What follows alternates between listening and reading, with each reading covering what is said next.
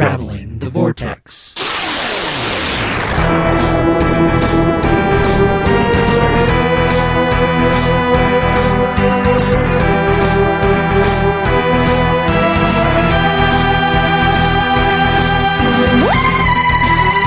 We joined the Doctor as he travels the Vortex and landed at episode number 123. And I can't blame Strax. I get really excited when I eat jelly sherbet fancies also. I'm Keith. I'm Sean. I'm Glenn. How are you guys? I have a mouthful of jelly sherbet fancies. And I'm excited. But we established that last What week. do you have plugged in? Oh, it's your hard drive. I see that every week. I think it's an iPod or something. I know you wouldn't stoop so low. No. Windows open. What's that? What's that, Lassie? Timmy's in a well? We have a guest this week. It's a dog. A dog. Actually, we don't. The dog's in like another... It's in the parking lot. Doing its business. Yes. It's business. How's your guys' week? What is How was doggy business? you ready for finals, Sean? No. I'm ready for them to be over with. That's next week, right? That's this week. That's this week. That's what I meant. We are officially done Next with week, this classes. Close enough. I have physics final on Wednesday, public speaking on Thursday, which is an actual test. And then I present my final short film on Thursday as well. What about a French 2? Didn't you take that? No. You didn't take French 2? No, I did take French 2. I dropped that one. Oh. You don't remember that? I don't remember you dropping it. I dropped it because where I thought remember you were questioning it. where I thought I should be and where they thought I should be were obviously not the same ballpark. So I'm going to take it again, not next semester, but the following when it's offered. And So when do you actually graduate? I don't know. When you're done? Forever. Yeah. They keep telling me, well, you could be done next year. And it's like, I could be. I won't. Sean has started down the path of a career student. I'll get it done. In fact, I'm going to take math this summer. Oh, no hurry. I mean, you've already got a job. Oh. Actually, Yeah, there's news there, too. Oh, you got a job? I got a job. Oh, congratulations. I start at Vintage Stock tomorrow. Oh, you're just making the rounds of the video stores, aren't you? I haven't closed that one yet. So, he's about the only one that's left. Well, you It's skipped vintage over stock. family videos, Yeah, so that well. was good. no, they were looking for somebody. Manager just had a baby, and I put my app in like back in January, and they finally called and said, "Would you like to come in?" I was like, "Yes, I would." So, I do remember you applying for that, so. so they invited me in. All right. We're going to use Sean's discount. Woo! Let us know if any Who comes in, right? Yeah, absolutely. Which they have more merchandise Well, than they used he'll to. let us know of any Who that comes in and he doesn't already have. Yeah, that's true. But compared to what he has and what we have, likelihood of something he doesn't have. So I'll come to Will you be when I pretty low. bring my DVDs and VHSs into sell. Sure. That's a wink. Wink, wink, nudge, nudge. I'm going to have a lot. We're having a garage sale next weekend, and I have a feeling I won't move very many of them. So I don't know if they take VHS. There's a wall in the back. Is there? Yeah. Shows what I know. I think it's next to the You really internet. ought to know these things. VHS, honestly, at this point, has a perception filter on it. Yeah, It doesn't yeah, exist it anymore. really- It's like, and it Oh, faded actually, away. I'll ask you if you want it before I bring it to you. I know that you are not doing VHS anymore, but for posterity and collectability, I do have a copy of War of the Worlds, the 1953 Ooh, the George Powell film, original? on VHS that I will be unloading. So if you'd like it just for your collection of War of the Worlds stuff. Because I need something else in my collection. It's, Yeah, I'll something, take it. it's something to display at Yeah. Halloween. So Oh, at this point, it's getting to be... I had this outrageous conversation in class trying to explain what a Laserdisc was. The kids did not... that's pretty funny when we're that far removed from laser I know, and they didn't believe me. They could not wrap their brain around the... Did you take one in? Well, I did show them, yeah, and they You just should. they couldn't they still, even seeing them, they couldn't quite. I don't see what's so hard about it. They were like, "Oh, these are like super DVDs." I was like, "Sure, if that Okay. helps you figure it out." But not as good resolution. I think the problem is because when you describe a Laserdisc to somebody, you go, "Well, it's like a record-sized CD." Oh, wait a minute, you don't know what a record is. Well, I guess that is a problem. Yeah. It's a CD the size of a plate. They could not get over that. So I'm having a gathering at my place Friday to kind of we're just having a barbecue with all the kids from filmmaking. We're going to decompress and party a little bit, and so I'm going to fire up the player at that point. You know what would really Break freak it up. him out is if you had an old RCA video disc player. The one, the plastic Yeah. cartridges, it was like an 8-track, which you can't explain that to him either more. No, Either. that's hard for me to wrap my brain around, and I saw them. RJ used to have one. I watched It's Mad, Mad, Mad, Mad World when we visited him in Hawaii on one of those things. They're massive. They're massive. This deck The was machine like this was big. massive, yeah. For this little tiny thin, well, it was a large album Yeah. cover-sized disc, but it was like really thin. I mean, you know, no thicker than, I don't know, a magazine or something. You could slip that in there, but the deck that you had to put it in was like 3 times the size of a VCR. So Yeah. Have Quick. you ever compared? Are they actually the size of records, or we just assume that they are? just They're they're record, close. they're record size. They're So close. you could get the records I bet they're- frames I bet they're and an hang inch. them on the walls. I bet they're an inch one side or the other, but Yeah, it might be, less but- than an inch one side or the other. I don't think they're exact, but pretty close. You could probably get the record frames. Yeah. Quick didn't believe me. He was all like, "What? It's Really? It's a record-sized CD, but it's a movie." Matt didn't even input. Huh. I was like, The library even You used to going to have school with some young kids. Apparently. Yeah. and then I Maybe told they him were born after, at least. I had Star Wars, and he was like, "They put Star Wars on that?" I was like, "Yes." The definitive edition. He says, "Did you open it?" I was like, "Hell yeah!" And he goes, "What are you doing?" I was like, "Yeah, I I didn't opened know at the stuff. time. I void warranties." You don't know that it's worth anything. You don't even know what it is. Not All when right, you go get away. it. Yeah. So, Although I bet it was, because I bet there's a limited run of those. Oh, yeah. Especially Well, that it definitive. was Vintage a stock limited. now has laser discs. they do have. That's where I showed You them. can get, yeah, you can when we were get in there pretty much shooting, everything actually. in there. So, I was going to go there. We went, took Mason to, or I took Mason to Free Comic Book Day, Gatekeeper, supporting my yeah. local good for you. store. But I had thought about going over there because there's a four title limit at Gatekeeper, and I thought, well, they might have some like people dressed up or something over at Vintage Stock. We just to make it over there. They didn't do much. They didn't. No. Okay. But I've talked to the manager. I don't feel so bad. I will be rectifying Well, it that. seemed like they had the 501 or 501st there last year.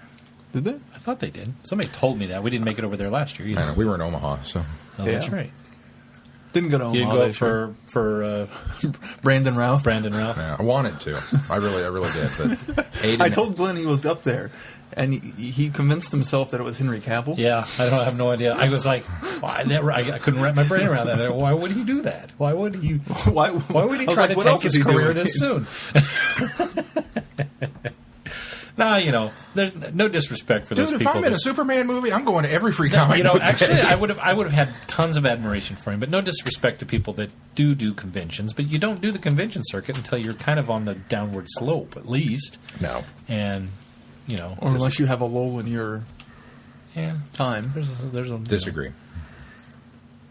Well, No, it's true. But if I become Richard Famous, I'm No, doing every single I'm not one. Every saying single that. one. I'm not saying that you shouldn't. I'm just saying No. it's Normally true. they're It just too doesn't busy. happen. Yeah, Yeah. Well, They're just- it's not a busy thing. It's a prestige thing. They don't. It's lowering unless themselves. it's a It's San lowering Diego themselves. Comic Con now That's has made the exception because that is now just a press junket. It's really Yeah. all it is. Yeah. I mean, the studios pay those guys to go there and do that. So. It's not a free comic book day in No, Omaha. exactly. So He's from there. Brandon is? Yeah, he's from Des Moines or something. He's it doesn't make it he's any real more. close. It doesn't make it any less. The owner knows him. He's It been trying to doesn't get him make for it any years. less Oh, that's true cool. that if it was right after Superman Returns came out, he would not be there. Well, he might have, considering the reception Superman Returns got. Well, the point I is still think is though, unwarranted. the point is though, he was still had some. I'm sure he had some sort of hope that it was going Yeah. to launch his career. It did in its own way. We actually watched Superman tonight. The original Superman Original. with Christopher Reeves, Mhm. 1979, Yep. Gene Hackman. Good movie. Marlon Brando. Good movie. Directed by Richard Donner. with the exception of the ending, but I still like it. And It is a time travel movie. It is a time travel movie. Yeah. And now that I have seen the Man of Steel trailer, which I'm jazzed. It gave me goosebumps. It was amazing. It was very cool. Especially on the big screen. Until it got to the end. And then it honestly kind of felt like Avengers because there's a bunch of spaceships in the sky and it's kind of like, but I sort of thought the same thing. I'm reserving judgment. But Zack Snyder, if you're listening, you got to do this. You got to do the flying title sequence. It won't Having happen. It won't rewatched happen. this They're- tonight, you they're- have to do that. They're I'm sorry. trying to disconnect themselves. They with that. can't do it. They're It won't be a trying- Superman movie without that. I mean, I they've don't got think they're Hans gonna Zimmer utter the for word crying out loud, Superman. which is to me, yeah, they'll say it. don't Hans know. Zimmer, yeah, Hans Zimmer is like the furthest composer from John Williams. I'll too. agree with that So too. That's but his score, if that's score his sounds score, gorgeous, don't get me in wrong. the trailer, it may Don't get not me be. wrong. But if It's it not. is, It's not. We looked it wow. up. What is it? It's What not is it? even on the- we can't figure out what it is.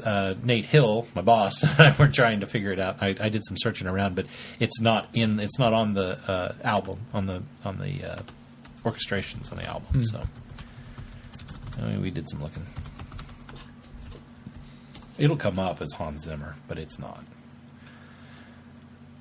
Or it's an old piece that Hans did for something else. But, That's always possible. yeah, that is certainly possible. Well, Man of Steel trailer song sounds like it might be one of Hans Zimmer's new pieces comprised specifically for the film. It's actually an existing work. It's called Elegy. It's performed by Lisa Gerrard and Patrick Cassidy. Oh, there you go. Well, Apparently somebody found that out because I looked all day Friday. Former New Age Thursday. pop group singer. Was it Thursday? No, has Friday was when we were contributed looking for that Gladiator. other song. Yeah. I think it was Thursday. No, it was after our meeting with Nate, which was Wednesday. So Oh. it was Wednesday I was looking for.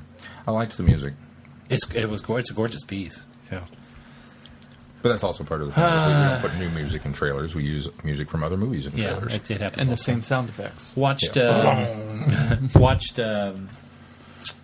Thank you, Inception. I didn't watch anything else. I watched Friends tonight. That's why we're late recording. There was a little movie that came out. We Wasn't didn't there? seem like it did something else. No, well, I think we would get to that in a few minutes. But Superman? I'm trying to think That's of what else June. I did. What else did I do this weekend? And that Superman. moved Took the kids, Dave. yeah, we took the kids lunch, and then I took the kids lunch. Holly had to work this weekend, and then I went over and met with Dave to move his house. What was left upstairs? I'm warning you now, I don't have a feedback song. Well, Because we did move. I had You final- moved 2 houses. I had finals and getting ready for all this stuff and completing this short film, and then Yeah, 'cause you were moved still 2 filming. households. So yeah, well, as of today, I shot the last scene today, and then went into the editing bay, Luckily, you got all your homework done ahead which was of time. finally open. You Yeah. did watch The Crimson episode. Horror. Crimson Horror. Yeah. Oh, was that this week? Yeah. Uh-oh. Well, talk amongst yourselves. I'll do it. Give me about 40 minutes. I think we would have to pause this show and go watch it again, and we would be no getting. No, around that you're one. fine. Oh my God! Look who's in this one. Oh, by the way, Is that the chick old from lady? That's Smith and Diana Jones? Rigg. Yeah. She's not? I mean, no offense to. She was a Bond girl, too. She was more than that. She was You a haven't Bond seen wife. that one. She was a Bond wife. Oh. He Yeah, married I her haven't in seen that one. one. But I mean, that was 40. I was trying to explain to Sarah who she was. And 1968. No, yeah, that sounds right. On Her Majesty's Secret Service. 67. I think. 67, I think you're right. 60, 62, 63, 64, 65, 69. 69. All right. 79, 89, 99, 09, Well, 69 was a good year for movies. 70. So So that was 43 years ago. Yeah. So But she's substantially Sean older. worked his way through the math. Good job, Sean. Brenda will be proud. And he did it without a calculator. I did have to He use was my counting on fingers. his fingers, but I thought he was going to pull out his toes. he was for a using minute. new math. But As long as they don't outlaw that. so I'm all yeah, right. I mean that was the extent of what I did. And Sean and I moved to. Sean moved 2 households. I moved 1. So, which was nice. I mean, it's always nice when they've got it there and ready for you. You know what I mean? Sometimes I move people, and no offense if there's anybody listening that I've moved before, but and I've done that. I'm guilty of this myself. Is you'll get there and you'll spend a majority of your time waiting for them to get stuff, That's still being put in boxes. unplugged, Yeah. put in boxes, or doing all the whatnot, and nobody at this table, so we're safe. But I think I've avoided all your moves. I think But- you've avoided mine, too. Yeah, I have. I was in Florida for your move. Carrie would have done that. Yeah. Well, see, yeah, exactly. Yeah, And so I think I did do one of your moves. Yeah, And never again. So you stand around waiting so much. So it was really nice to get over there at all the big stuff. David gotten it upstairs and gotten into the living room, was ready to go. Well, for the most part. By the time I got there, it was all upstairs in the living room. Dave was one of those people. He wasn't ready to have help. Yeah, well. I mean, they got all the majority of the majority of the big stuff. There was just he only wanted help with the He didn't big, have his big theater items seats that were upstairs, left. I know The theater that. seats, but I mean, he had to unplug them, and you helped him, with that. And we moved the craft room, and it was still. Oh, I didn't crafty. realize the craft room Yeah. got moved before I got there. So Yeah, we did all that. it was still crafty. So. At least you But didn't that's have to okay. move the pool Most table. of it's over there. No, I didn't have to move the pool table. Yeah. I'll be honest. I was kind of putting off calling him because The I thought hacker did that. the longer I wait, the greater the odds are the pool table will already be done. I do not like to move pool tables. Pool tables and pianos, those are out. Oh. I will never move another piano. But if you'd like help with anything else, send us a feedback and feed us pizza, and we'll come to your house and move you. Whose piano did I help move? Did I help move Probably yours? Carrie's. Maybe that Move that stupid thing 4 times, 3 flights of stairs into that apartment. Yeah, Ooh. I think I did. I was so ready to throw it out the window. Keith, what'd you do? Didn't really do much. Had a lazy Hang out weekend. this weekend. That's good. You didn't go play disc golf for that. I didn't. Oh. It was overcast Yeah, and it's kind of wet. drizzly and wet. Yeah. Hoping next weekend I can go play. Yeah. Did watch 2/3 of the Avengers. You got 2/3 of it done? I got up to almost the giant fight scene, and I that's had about it. I had plans. And then I had Sarah came plans. home Maybe and- this will lead us into. You've seen it before. Maybe this will lead us several into times. our review. I think I but- saw it like 3 times You're in the theater. just stuck on it. I'm just. Oh, I watched Iron Man 2, Iron Man last weekend. I watched Iron Man 2 during the week, and then I was watching Avengers in preparation for Iron Man 3. Time got away from you. Yeah, pretty much. I wasn't too concerned about Avengers because it was the freshest in my mind. I had well, I remember them all well enough anyway. But I had plans of refreshing, but I never got around. I to enjoyed it. Iron Man 2 more this time. I remember liking it's better than. I more think times it I saw improves yeah. the more you watch it. Maybe I need to go back and watch it again. Well, here's the thing: is you go into Iron Man 2 originally Expecting Iron Man, and it's not near the caliber, and so I think there's that initial letdown. But when you go back and watch it, and you appreciate for what it is, and you know it's where much it's better. going, and you can see the subtlety in the story of his spiral downwards. I think it improves. He doesn't spiral downwards enough. That's part of the problem with it. Yeah. Anyway, That is a problem so with it. but this weekend was Iron Man 3. And we all Iron Man managed to 3. see We a all movie managed in to the see it. same weekend. It's Yeah. crazy. I think the I title almost is misleading. didn't, but you think the title's misleading because it's really not the third Iron Man. No, because it's really not an Iron Man movie. It's about Oh, Tony Stark more than anything else. The title's There was misleading. no 'cause it's- AC/DC in it. The title's misleading because it was at the end of the movie. Well, that too. And did you notice it wasn't a number? They spelled out spelled 3. it out 3. Yeah. Oh, that was odd. Well, it's because they did that stylized credit. and they did a very Shane Black credit. Yeah, it was. It's a very Shane Black movie. Yeah. It's set at Christmas. Yeah, that's true. It didn't even occur to me. But, Oh, I mean, really? I knew it, As soon I as he knew it. said Christmas, like, I knew it damn said, it, was said Shane, at what are you Christmas, but I doing hadn't to even, me? I hadn't even thought about that. You're right. What do Like, you think? You I really- percolated on it. What'd you think? I really enjoyed it. I wouldn't call it a superhero movie. It was a character movie with action sequences, but it was really good and really well done. I really liked it. I have to preface this because I want to make sure that nobody misunderstands where I'm coming from.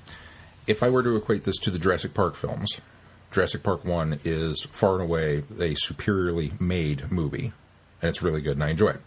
Jurassic Park 2 is a colossal letdown, but still kind of goofy fun at times. And then Jurassic Park 3, while not nearly as good a film as the first one, might be my favorite because I think it's the most enjoyable to watch out of the 3. I kind of put this in that same category. It's not as good a movie as the first Iron Man. It's infinitely better than Iron Man 2. But it's just, I think because of the way it's put together, I think it might just be the one that I'm going to come back and revisit most frequently because it's the one I had the most fun watching, even though it's not as good as the first one, if that makes sense. Mm-hmm. Totally makes sense. I thought it was as good as the first one. I wouldn't go as much as better. I definitely won't go with a lot of the critics who are saying it's better than Avengers. No, Not even near. But, it's a better character study.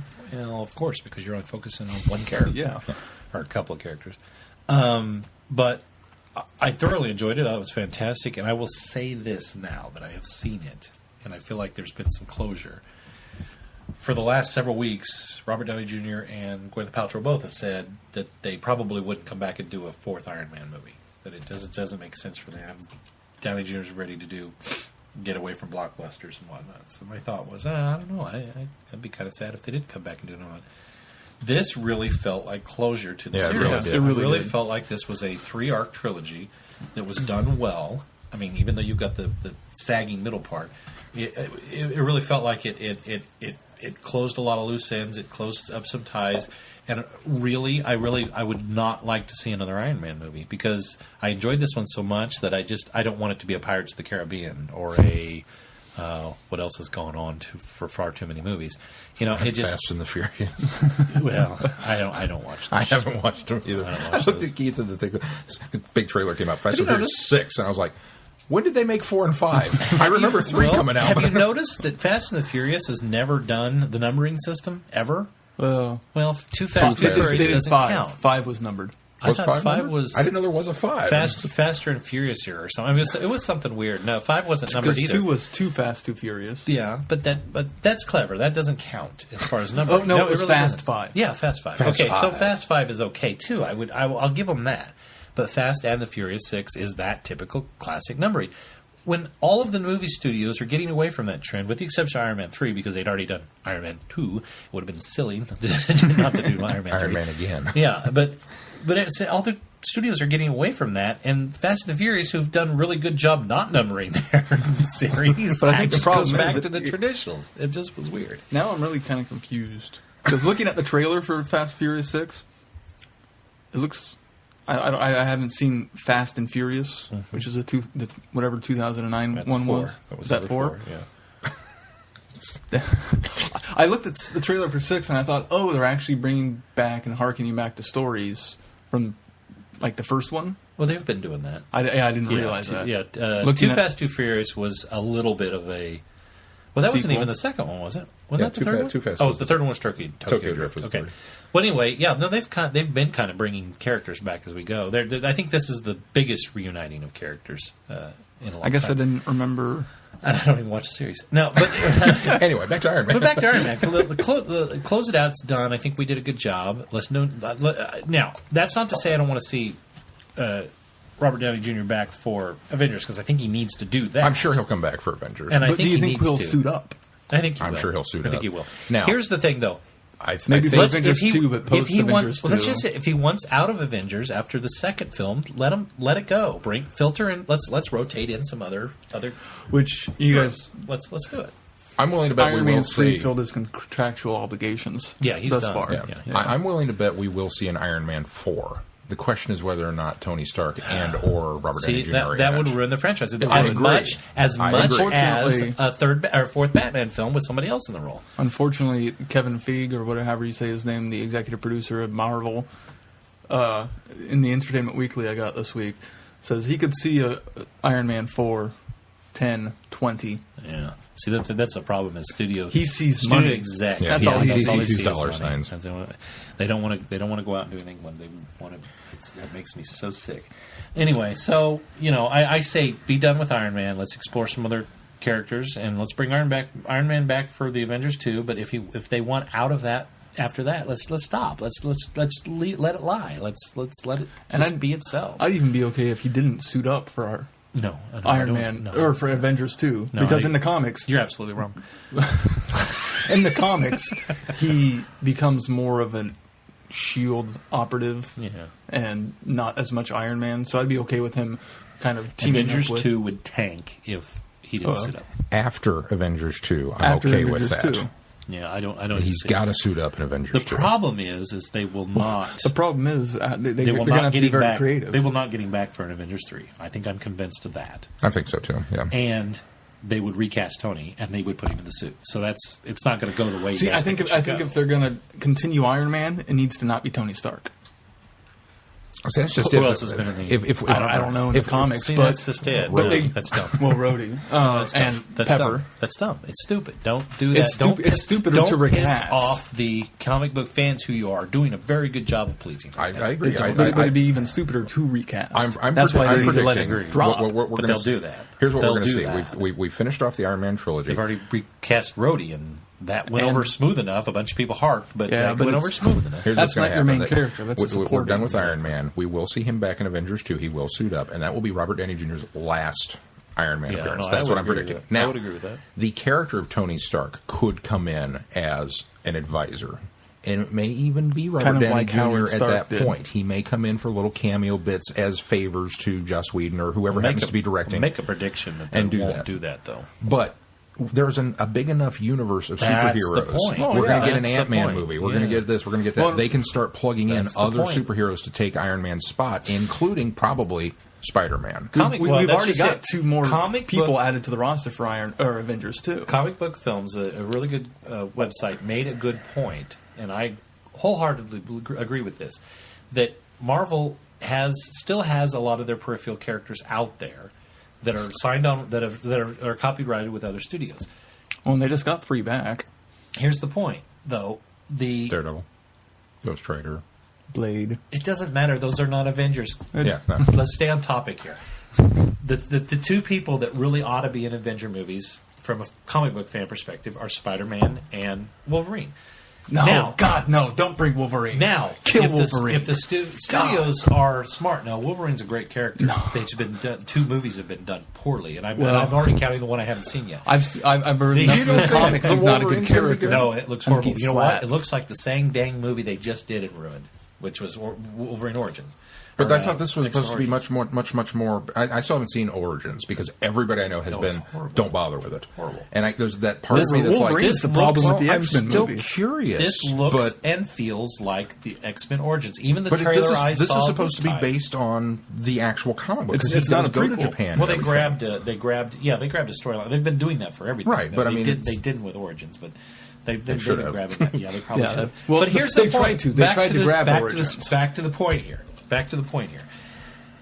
Sony, who owns Spider-Man, and Fox, who owns Wolverine, I think they will realize that they need to play friendly with Disney and Marvel. They need to realize that allowing Disney to take those characters back for just Avengers films will only benefit them in the long run as far as making further films in those franchises. Yep. They need to realize that they can let the actor and the character be in the Avengers film, and it will only serve them their purpose money wise on down the road, because you continue your Spider-Man storyline that you've done, Sony. You can continue your whatever Wolverine storyline you want to do, whatever you're on this month for Wolverine, but you bring those characters into the fold and you let them be part of that universe, and you let Disney and Marvel have free reign with what the character does within the context of that film. It will only serve you well. The comic book fans will be happy. The mainstream fans will be happy because it's characters they recognize, and it's not people like Ant-Man, and it's not people like Ghost Rider, and it's not people that aren't doing well outside of film. Ant-Man's hasn't had a chance yet, but if they do it right, it'll be okay. But those films outside that people don't recognize, that we're pulling these Punisher and these peripheral characters in that the mainstream doesn't know, and they wonder why these films are failing. It's because the mainstream audience don't familiarize with those because there's not enough marketing outside the core comic books. Right. So it totally makes sense to rotate out Iron Man and rotate out. You can't rotate all 4 out. I'm sorry, it just isn't going to happen. No. But you can rotate out Iron Man. You could rotate out Thor. You could let them rest for a movie or so, and then bring these other peripheral characters in. Now, don't bloat the movie with 7.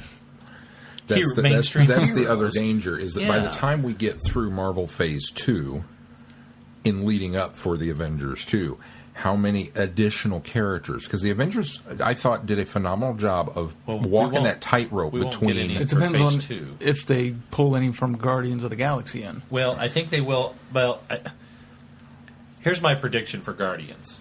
Guardians is merely set up the Thanos story to familiarize with Thanos, and the only thing that they will do with Guardians is probably bring the one main character in.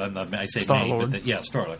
That'll be the only character that I think will make a crossover to Avengers. I predict that that's. Do you what's think happening. we'll actually get Thanos in 2, or do you think they'll hold on to him for 3? Guardians is only it'll be in 2. You think so? I don't think they would have teased us with that early in the Avengers film, and being not quite even the end of the credits. That's my prediction. Is this is a Thanos origin story for those people that aren't familiar with Thanos, because Thanos, That would make sense. Thanos did go up against the Guardians of the Galaxy in the thing, and that will bring Guardians is going to bring the realization that there's more of an outside threat than we saw from Avengers.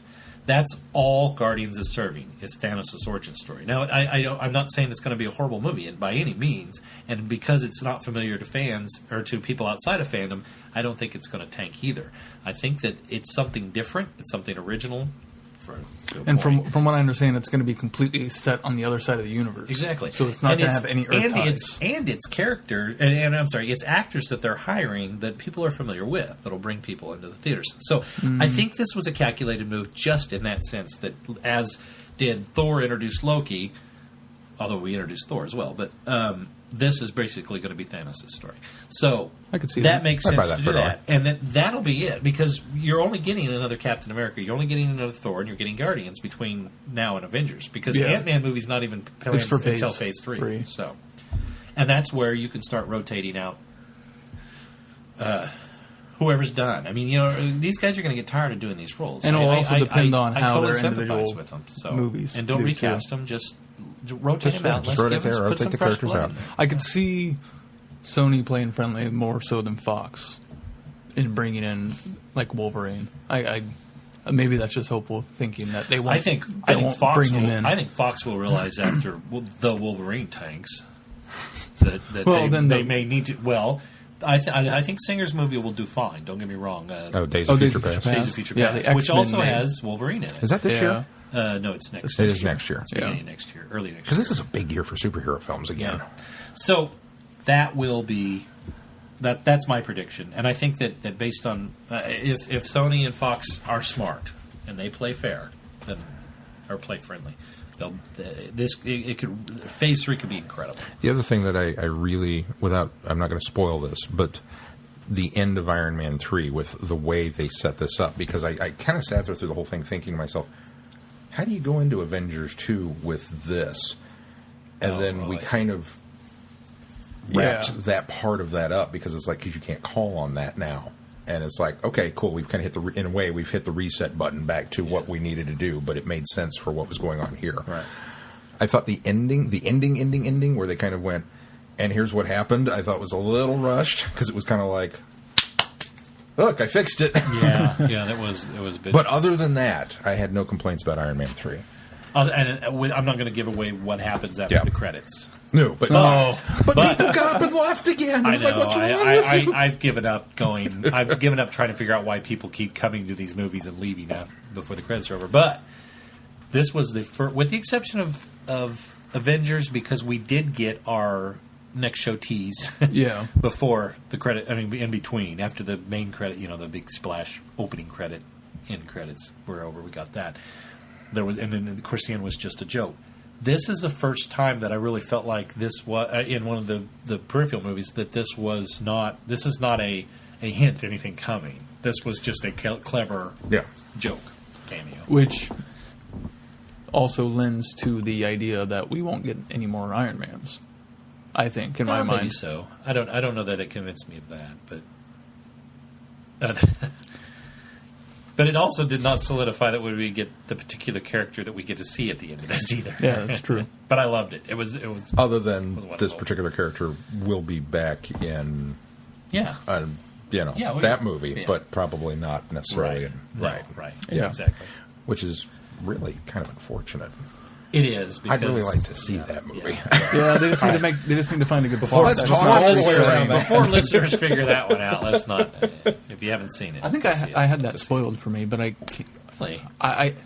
just had a feeling that it was going to happen. I'll tell you, I kept looking for S.H.I.E.L.D. agents or somebody that I recognized. This was the first one that didn't Where's have Coulson? Oh, wait. To be quite honest with you, I'm going to spoil enough of this, is that I had hoped that character was at the end of this, because I thought, that would be a great way to get into the series, to tease ahead to hey, guess who's coming back to the series? Yeah, it would have. Yeah. Spoilers, if you didn't know that Coulson's coming back for the series. Assuming the series gets picked up. Oh, ABC will. Disney owns ABC. Disney. It will get picked up. Throw some money at it. It will end up on ABC, I guarantee. Which then it will die up. It'll only get one season. It's on Fox. It'll only get one season, but it'll get on. No, but look how many seasons Once Upon a Time has already ABC. Had. Well, the problem with ABC is they have a certain type of show that is successful. They tried to do a superhero show. That's just it. S.H.I.E.L.D. is not that type of show. Yeah. So it's going to be hard for ABC S.H.I.E.L.D. would almost be a better fit on CBS. Oh, no. Yeah, because the crime dramas. It'll find an audience. No. It's going to be a crime drama. No. That's what it's going to be. No. Yes, that's what the show is going to be. But that crowd doesn't... But it'll have peppered in some of the science fiction elements. Well, they have maybe. to. But they already have some of that with Mentalist. That's there just are other though. shows on But CBS that have those sci-fi are elements. supernatural. Those aren't necessarily sci-fi supernatural. It doesn't matter. If ABC's smart, they'll put it on after they'll bump it up with Castle, so that they've got that geek lead in from Nathan Fillion, or they do one than the other. CBS, either way. You're way off base, Keith. CBS is not the best place. CBS is not a good place for that. Really, I don't think any of the Prime Networks places are the best place for Shield. Fox really is. No, it needs to go to. Yeah, Fox it needs to go to Fox TNT really is Fox is really the more HBO. stylized. If you're going to pick networks, that is really the one where those kind of shows go. Yeah, because they're all about let's develop something new and then cancel it before it gets fair time. Do you think Joss Whedon's sitting there making this, kind of going? I think Whedon. When are they coming to the door to cancel this? I think Whedon had it written to his contract that no more of his shows can go to Fox. I think he said, "Yeah, I'll do Shield, but it can't air on Fox." I'm sure Disney was like, "Yeah, that's okay. It won't." we have this little network. I don't know if you know. We'll put it on ABC Family. Not many people know. Yeah. It's going to go on Disney XD. As long as it doesn't have the tone of No Ordinary Family. The secret life of a teenage mom or whatever is doing fine on ABC Family or whatever it is. Yeah, see, Shield's not exactly the type of show for that channel. I beg to differ.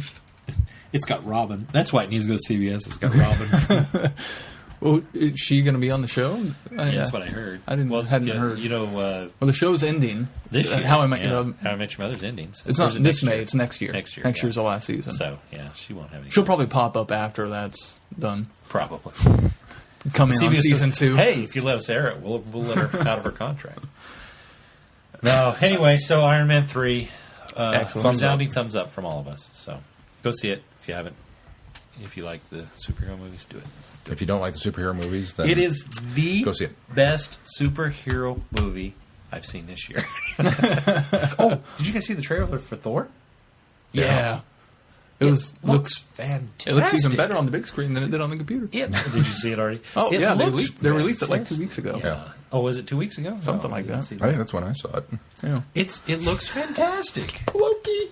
It looks fantastic. And it does not look like its predecessor at all. Which I'm the hugest apologetic for Thor. I love Thor. I don't think there's anything to apologize for. I loved Thor. It was better than Captain America for me. I know you're of a different opinion. I liked Captain America. Don't get me wrong, but I liked Thor a lot better. It's not that I didn't like Thor. Fantastic. I 100% agree. But having watched when you watch Thor a couple of times, I've realized the Asgard stuff on Thor is mind-bogglingly, amazingly beautiful, because it's Kenneth Branagh, fantastic, and directing. Basically, Shakespearean. He's doing Hamlet. Yeah, exactly. So, but all the Asgard stuff is fantastic, and then as soon as he gets to Earth, the whole film kind of goes boom, because it's ugly and it's boring, and it's just kind of like I like that contrast. Bring in the Devastator. They did that on purpose. I know, but I love that contrast. Bring in the Devastator. Let's go. Anyway, so that looks fantastic, and we got a couple other really kind of surprising trailers, like The Hangover 3. We didn't get that one. Oh, we didn't get that one. Did you go see it in 3D or 2D? The Hangover? Iron Man 3. 2D. Huh. We didn't get that. We got Star Trek. You saw 2D too? Yeah. Huh. We got Star Trek. We got Superman. Did not get Superman. Star Trek. Well, Man of Steel. I did not get Man of Steel. Thor. Yeah. We got Thor. I got Fast Thor. and Furious 6. Fast and 6. Furious 6. I got The Hangover 3. We didn't get Hangover 3. There was one other one. I got the Will Smith. Yeah, After Earth. Seemed like there was a lot. Oh, we had like 9 Jaden trailers, Smith. it felt like. That is Jaden Smith in it, right? Will so. and Jaden. Yeah. Yeah. His son. I think that one looks good Really? myself. Jaden's his son? Yeah. I did not know that. No, I did. I got that one. I got one other one that I thought was a comedy, too. We didn't have any comedies. We have any comedies. Can't remember what the other one was. Oh, I got Hunger Games. Oh, Wolverine. Yeah, we had the Wolverine. I got Wolverine. We didn't have Catching Fire. Catching Fire, yeah. We didn't get a Catching Fire I one. got Catching Fire. Was it the same teaser as the MTV one? You know, I don't watch that stuff on MTV. Well, I don't watch it on the when it aired, video hardly. I don't know. When had you seen the trailer before? No. No? That's the first time I'd seen a trailer. Had you before. seen any trailer before for Catching Fire? Well, let's see. I saw for Catching Fire. No, I haven't seen. Oh, okay. So it was probably the same one then, because they released a trailer online. Oh, did they? when I guess it aired during some MTV Awards, and then they put it online, and that's where I watched clearly it. they do that. I mean, in fact, all of the trailers air the week before they hit the theaters on Friday too. So Yeah. Apple always has Apple trailers always has those. You get a thing. Didn't get Star Trek trailers. It's the same one we've had before, though. Doesn't care. I think we had this Don't one care. before Oz. Don't care. I'm so excited. No, Wow. because this is the new one. This is the new one. Okay, then Yeah. it must have This been the is one the I third watched one. online. You saw it. What was the last movie you saw? Oz. Really? Yeah. You haven't been anything since Oz? Nope. I don't think so. Some of us do not have expendable earning. I don't either. What all have you seen since Oz? I saw Oblivion, but that's, again, because the school paid for it so I could review it. I mean, I used when I wrote an article, I'd get to go watch something so I could then turn around and review it. I've seen Jurassic Park in 3D. I saw, what was the one at the beginning of March that was the big action film? Oblivion. Not Olympus, but Did you see G.I. Joe? G.I. Joe. Oh, yeah. So Well, see, Oz, G.I. Joe, Jurassic, Oblivion. I saw like 4 movies in 4 weeks, which was kind of impressive. And then I'm I going to week wait off. till G.I. Joe. we had goes to Gatsby. the- That's what Oh, else we Gatsby. had. That was the other one, yeah. I think I'm going to wait for G.I. Joe to go to the Dollar Theater.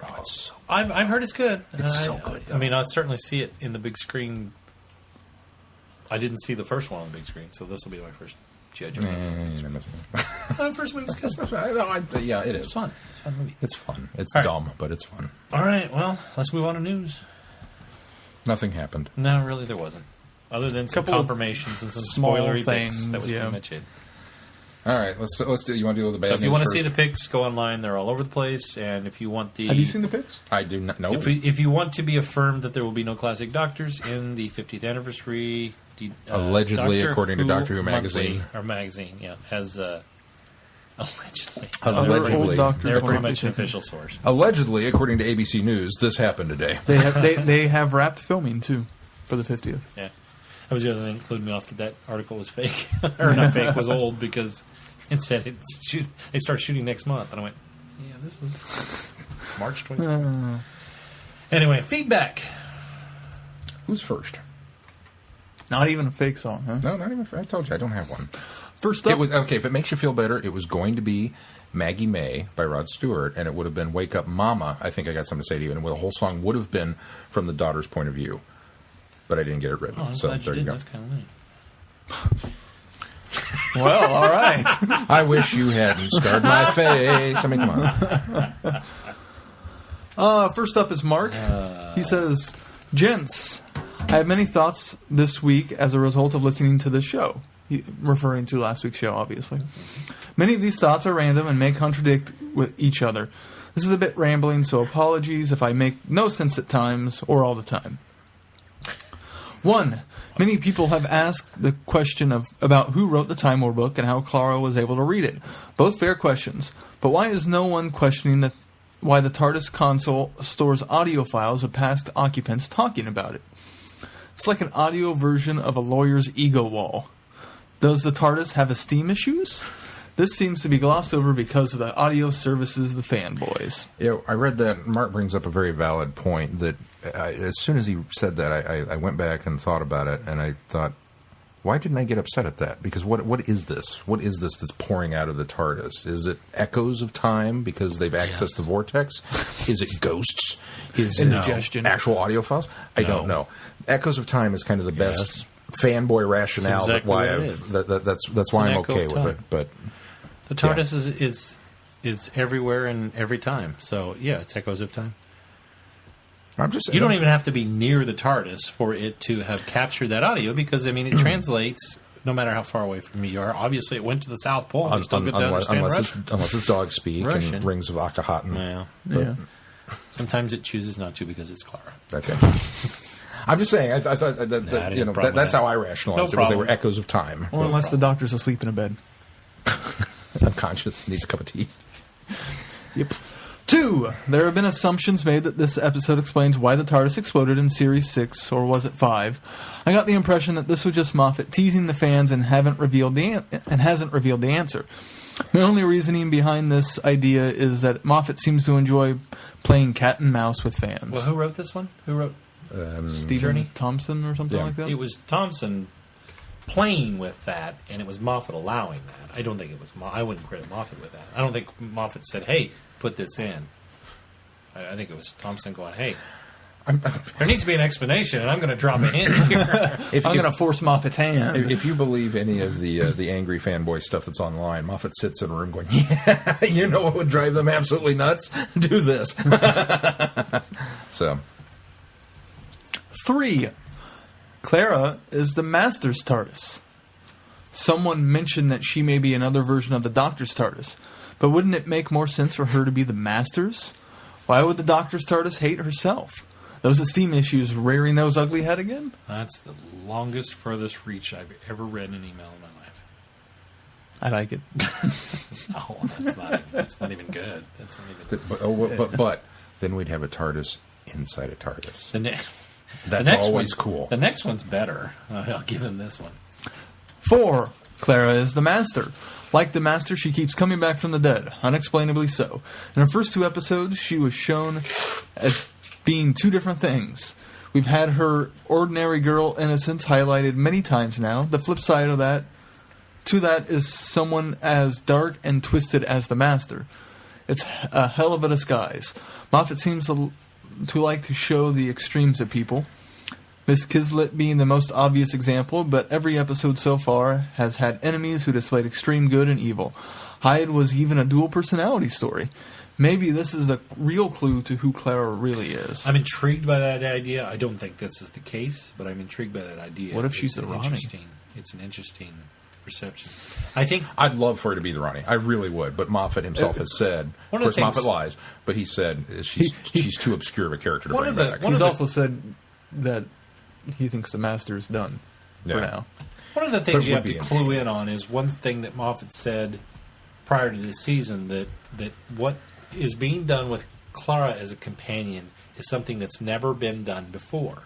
It's true. And so that lends a lot of credibility to a lot of theories. Master's TARDIS is not one of them, but I don't even believe that Clara is the TARDIS either. I've never been on that theory either. So I think that's a way far out there one. I don't know. It would be really interesting since I think, and we've talked about this before, that we kind of feel that Moffat might be the most forward, progressive thinking showrunner that we've had thus far, and he would be the one He would be the one that has the least amount of problem thinking of the Doctor in terms of making him a woman in the next generation. So what if he, because of the fan outrage, oh, you can't do that, blah, blah, blah. What if he kind of does the next best thing? He comes along and gives us the Master as a woman. I can almost see that in confines of what has been presented thus far.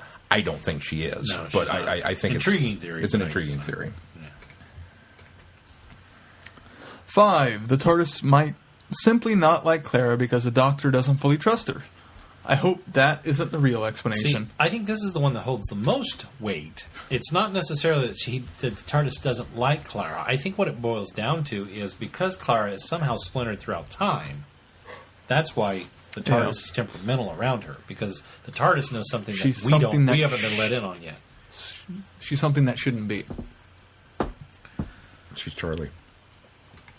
Yeah. 6. The TARDIS only takes the Doctor where he needs to be. We have seen several times that he has done the same thing with... that she has done the same with Clara. In this episode, the most obvious example is taking her back to the console room. However, Clara did find the Time War book, or was she guided to it? Not sure where I'm going with this idea, it just occurred to me. 7. Maybe the monsters in this episode were so lame because the writers wanted to emphasize the darker side of the Doctor and Clara, and why Clara should be scared of him. Again, my apologies for the rambling nature. I don't usually look beyond the current Who episode, but this season has really got me curious and has me second-guessing everything. It's funny because, the last several seasons, I've been looking for the clues and looking ahead and thinking, okay, what could this possibly mean? I've been more invested in that type of exploration and detective work of the stories in the past than I have this year. I really haven't I guess this season has been more of a wait and see where they're going with this, kind of thing, which is odd for me because I do like that intrigue of, hey, there's a clue here.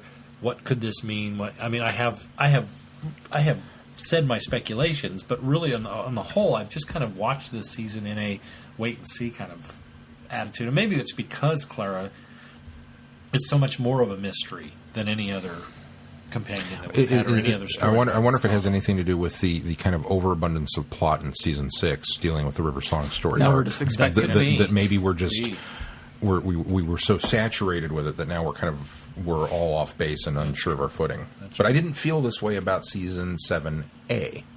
Well, it's only been since the introduction of Clara. But this has also been the first mystery arc element to it. And I think the A didn't have that because we went into it, especially with A, thinking movie of the week, standalone episodes, no overarching. So we weren't looking for an overarching theme. Yeah. Next up is it's not that I'm not looking for it. It's there, and I've seen. Well, and B, I knew it was going to be there whether he said it wasn't going to be or not. But there was an overarching theme in the first half of the season. It just happened to be Amy and Rory's storyline. That's what I'm saying. There wasn't. Well, there was. Now there is. There was. The story arc in A was Christmas. They started it when they introduced. I saw it as soon as they introduced Jenna Louise Coleman in that first episode. I said, Bach, you did it to us again, Moffat. You said there wasn't going to be an overlying arc.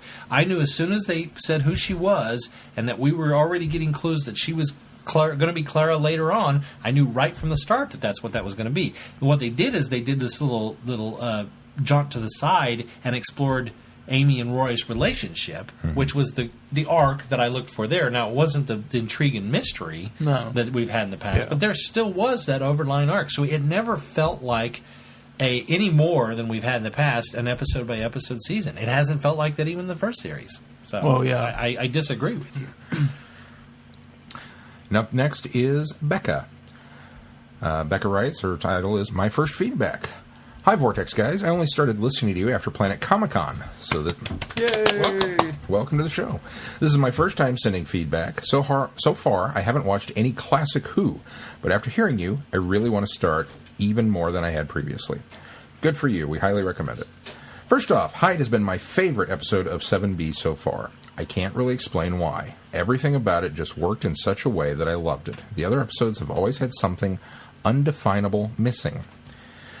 The comment someone made about the Doctor not needing Clara really resonated with me. I couldn't quite figure out why I wasn't loving this series as much as previous ones, but now I think that may be it.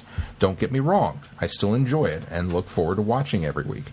It just hasn't been quite the same. But then again, Series 7 is the first I've watched week by week instead of around 4 episodes a night on Netflix, so that could be it. I really enjoyed Journey to the Center of the TARDIS, but I too was kind of disappointed that so much of it was corridors. I was really hoping to see some more fantastical rooms. This is a ship that has an infinite number of rooms that could have been anything, and we only saw a few new rooms. I would have loved to have seen Clara ducking into and racing through more wild and crazy ones. I was pleased with the ones we did see. I just would have liked more. I was also disappointed with the reset and forget ending. I was so excited that Clara finally knew there was a mystery about her, but maybe she somewhat remembers it. We'll have to see. Becca. And she sends a PS here. I sent the last email before I had a chance to finish the podcast. I thought the brother said something about their father making the youngest captain of the ship. I was under the impression that in addition to them doing it because they were bored, the other older brothers didn't want him to be captain. That's a good point. Yeah. I think that was conveyed. Another motivation. We did kind of gloss over that last week. But going back to your perhaps Clara remembers, I think that Clara will remember. I think that's the point of the one brother remembering to be a good guy when their plot line is reset, that he's a decent guy. He makes that comment, and I think it's because subconsciously he remembers. I think subconsciously Clara is going to take something away from this that will resurface later. I really think that's where they're coming. Especially reason for that, with the photograph at the end of this recent episode. Yeah. That's the only reason for dropping that line. So, next up is Ruth. Ruth writes, "Hi guys, I've been listening to your podcast for the last few weeks, still catching up on old episodes. I'm really enjoying it. In one episode, I recently heard you were talking about Captain Jack and how his character changes between Doctor Who and Torchwood. I would totally love to see him in an episode with River Song. What do you think? I think they would be great together. I was really kind of sad when I first saw Let's Kill Hitler with River and the Doctor going through each other's timelines backwards. I thought we were going to lose Alex Kingston. She's awesome. I've been watching the show since I was maybe 10 or 12 years old, starting with the end of Tom Baker's time. If I remember right, I had a huge crush on Adric, bawled my eyes out at the end of Earthshock. I know that... That takes guts to admit that. Well, if she was 10 or 12, then that makes sense. I know this is only my first time writing, but I wonder if I could ask a favor. I have epilepsy and am suffering some bad side effects from the medication I'm on.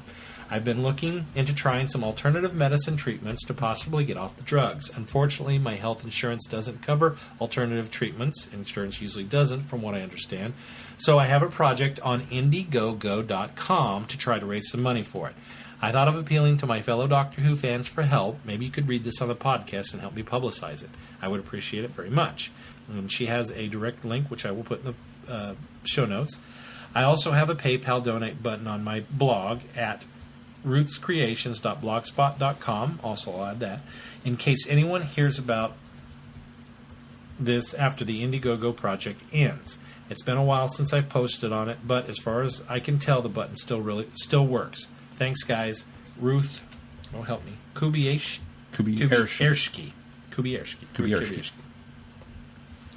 Very good. And Ruth will put that information on our website, and if people want to help you out, we'll pass that along. She did write again this week. She wrote, I'm listening to an episode of TV. I love how funny you guys are. Practically LMBO over here, that's laughing my butt off. Is that right? That's how I heard it. Okay, yeah.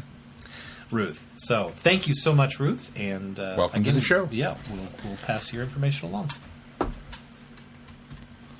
Next up, David. Wow, Diana Riggs kind of almost married to that alien lobster fetus thing. That's a subject line.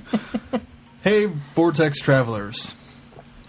To slip into a northern England frame of mind, by gum, by heck, what an episode Crimson Horror was. I never thought... Who let him read this? By gum, by heck. Oh, there you go. Why are you doing it like a southern accent from the north? I don't know. Traveling north for you must be Alabama. It is when you live on the South Florida coast. You want to do the by gum, by heck again? No, that's all right. Okay. What an episode the Crimson Horror was. I never thought I would be able to include the words Diana Rigg, Frankenstein's monster, Doctor painted red, bowler hat and slight costume variation, and Fifth Doctor references into the same sentence. Back to the Fifth Doctor, notice how, with the reference to Tegan, and the line was Braveheart Clara, that we've got a reference to each Doctor since Akheton. The Rings of Jackie Chan, I'm officially out of variations for Akheton. Wish I'd saved Shaka Khan. Had a reference to Susan. Cold War had a Hads reference. Hyde had a Metabilis 3. Journey had the Eye of Harmony, and now Tegan in Crimson.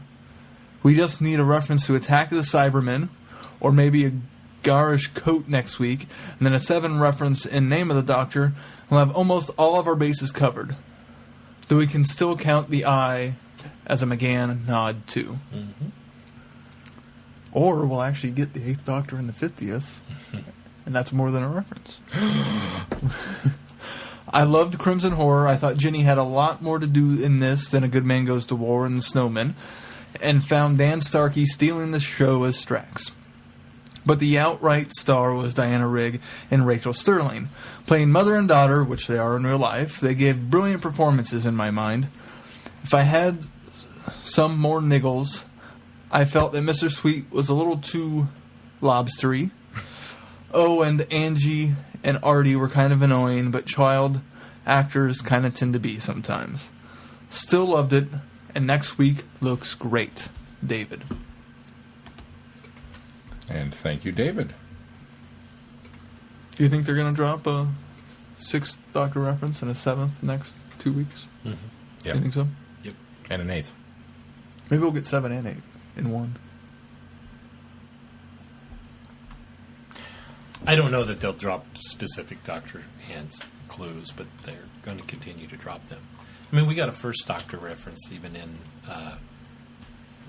Akaton.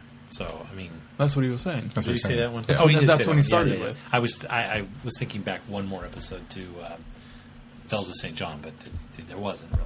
I mean, there was past references, but yeah. there wasn't any specific... If anything, it was more 2nd Doctor references in that one, if you really wanted to go that Well, far. yeah. But Had's was 2nd Doctor. Metabolus, obviously 3rd. We kind of skipped 4. High Harmony. Okay, yeah, I guess So we that did. was his That point. was the his 4th point. one. Was Okay, that, yeah, I got that you. was the 4th Doctor reference, but we could also use it as a nod to the 8th. Gotcha. Because I automatically associated 8th with 4, believe it or not. So, and then now Tegan. So, I liked it. Up next, Chrissy. Chrissy writes, I'm bringing the party to you. Dear Vortex boys, I don't know whether or not you're going to discuss this in the news. If not, go ahead and skip this part of my feedback and go straight into the reviews. Yes, I'm a little bummed there will be no classic Doctors in the 50th. But I think my disappointment is tempered by the fact there have been so many people up in arms about it, and I just can't muster up the energy to be angry about anything anymore. So, which this is somewhat discouraging news, I'm going to shrug my shoulders and move on, and pre-order The Light at the End from Big Finish. You didn't by happen chance see the updated cast list for that, did you? Holy cow, I think they've got pretty much everyone who's ever been in Doctor Who, and who also has done a Big Finish audio. Either Main Range or Companion Chronicles. Here's a link to that story if you hadn't seen it yet. I had not seen it. Who's in this? All right. Keith and I read it. Yeah, out, we talked about it this week. But the 5 surviving Doctors. But the guest cast includes... And companions Leela, Nisa, Perry, Yeah, there it Ace, is. and Charlie Pollard. William Russell, Carol Ann Ford, Maureen O'Brien, Peter Purvis, Jean Marsh, Annette Willis, Anke Willis? I don't know how you say her name. Annika. Okay. Fraser Hines, Wendy Padbury, Katie Manning, Janet Fielden, Mark Strickson. Holy cow! yeah. For those who don't recognize the names, it's Ian, Susan, Vicky, Stephen, Sarah, Polly, Jamie, Zoe, Joe, Tegan, and Turlo. That might, that's sort of close to Zagreus though, because instead of having, Jamie, you had Lala Ward. Instead of having, we had Sarah Jane in that one, but obviously, Elizabeth Slade in that one, but you can't get her back. Nicholas Courtney was a voice in that. So, yes, this is an incredible cast list, and I'm excited. But I wasn't surprised by this because Zagreus had such a heavy supporting cast that it made quick. What they did really in this one was get people that hadn't already done stuff in Zagreus to do this one. So that it's almost equally as heavy as Zagreus was. As the producer says, maybe a little more. There's a whole host of small cameo appearances, so it's not like they're going to have huge roles. Right. And we've called these moments little kisses to the past, Which is fun. I'm glad they did it. Little squee moments. Now, clearly, Fraser's there because he's voiced the 2nd Doctor's parts. So he gets to but do he's both. also doing Jamie. Yeah. Think so. They're missing a good thing if they didn't. They're missing a good thing if they They're didn't. so missing a good thing if they didn't. Chrissy continues. Anyway, there are plenty of 50th anniversary things going on, even if the actual TV special doesn't work out for us. Here, let me list them. Big Finish, IDW's Prisoners of Time, Audio Go's Destiny the Doctor, the 50th anniversary reprint novels, the ebook short stories, The Doctors Revisited on BBC America, and that doesn't include all the stuff fans are doing on their own. Personally, I've enjoyed all of the celebrations going on, both official and unofficial, so let's just make our own party, okay? I think she's absolutely right. The one thing that I think that they've done well this year is spread the anniversary among all the mediums. Mm-hmm. They've done a good job of that. Yeah, definitely. Yeah. On to reviews. Oh, sorry, wait. She left off An Adventure in Space and Time. That special. Oh, yeah, the docudrama. Docudrama. So there's that. And she didn't talk about my... Way to miss that, Chrissy. Yeah. God. She didn't talk, I'm really looking forward she to didn't that. talk about my We're fan just going to fiction quit. either. We're going to quit reading out her emails if she's going to miss important things like that. Just kidding. She didn't talk about all the great stuff that the guys over at Traveling the Vortex are doing. I mean, they're reviewing all of this stuff. To be fair, she didn't even plug her own. Yeah. Yeah. The hell? Well, those Vortex guys aren't even finishing their homework from week to week, though. Yeah. Here they are. We're kind of slacking on it. Here they are. I listened to the Third Doctor audio finally. I Yeah. finished it. Oh, you did? A Yeah. week late. You still get an F for turning it in after the deadline. Better than a zero. I should get half credit. It's not a zero. I didn't do it. Now, Sea Devils, I'll allow that one. She continues on to reviews. The Crimson Horror. I loved this story. I am surprised that I did. Mostly because I had no clue what it was about or what to expect. So far, Season 7B, it feels like we've been running at full speed without any real chance to step back and catch our breath. But this story was a pretty straightforward mystery story, and I enjoyed it quite a bit. I love how the story actually starts in the middle, well after the Doctor and Clara have arrived and been captured. Is that this had been written as a two-parter, the first part would have been all about the Doctor and Clara finding out about Sweetville and getting caught, and the second part would have been Vastra, Jenny, and Strax rescuing them and solving the mystery. As it is, this was the best way to tell a story in two parts, but with only one episode to it. We get that extended flashback sequence with the Doctor and Clara, which was really fun and really clever, and then everyone's up to speed and they can all work together as a team. I loved everything Vastra, Jenny, and Strax did. Anytime Strax said anything, it was absolutely hilarious, and Jenny getting more screen time was a delight. Really, I didn't have anything negative to say about this story. It was a fun, lighthearted episode, and it's nice to have one of those after having such huge expectations for most of the episodes previous to this one. Prisoners of Time. Okay, I'm really bad at reviewing comics, mostly because I'm not much of a comic book reader. But I did like this one, and I'm enjoying the series as a whole, and I'm eager to see how the entire story pans out. The art in this installment was good. I liked Leela and K9 distracting the Jadoon. The whole thing was a lot of fun to read. Not the most meaty review, I know, but I did like it. Okay, I'm all reviewed out now. I feel like I've been writing reviews all weekend. After my write-up of Iron Man 3 and working on my Librarian in the TARDIS project, I'm exhausted. So I'm done for now. Talk to you guys later. Chrissy. Very good. Thank you, Chrissy. All right, and up next is Holly. Not Glenn's Holly. Not my Holly. She writes The Crimson Horror. Hey, guys. Great last podcast. Sean, you weren't the only one who, when they saw the next time trailer for The Crimson Horror and thought that the old woman in the trailer was the same actress from Smith & Jones and not Diana Rigg. Thank you. As to the episode itself, there were a lot of good scenes and I enjoyed the ride. Strax has some good one-liners. His pouting after Vastra accused him of stealing Ginny's sherbets and sending him outside had me chuckling. Strax teaming up with Thomas. That's my favorite part of the episode. I'm sorry for laughing. Thomas to find Sweetville was a fun little scene. At least we didn't get the recalculating line. We get a mention of Tegan in this episode. After that was brought up, I noticed that the dress Clara was wearing almost looked like something Nisa would wear. I thought that too. Jenny, Vastra, and Strax were all rather surprised to see Clara alive and well, and the Doctor's response of "it's complicated" sums it up rather nicely. What really got me was the ending with the kids that Clara helps take care of.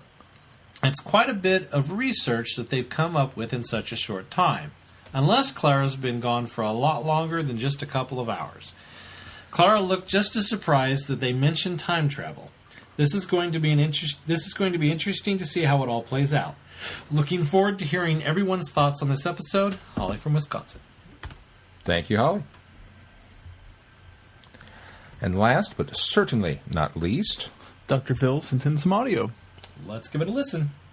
Hello, Glenn, Sean, and Keith. Hey, it's Dr. Phil again. I'm on my way home from rehearsals, orchestra rehearsals tonight on a Sunday. You're probably going to get this maybe while you're recording, probably later than usual for me. But thoughts on the Crimson Horror? I'm going to start with the one thing I didn't like because it's so painfully insignificant that I think then I'll just go on to gushing.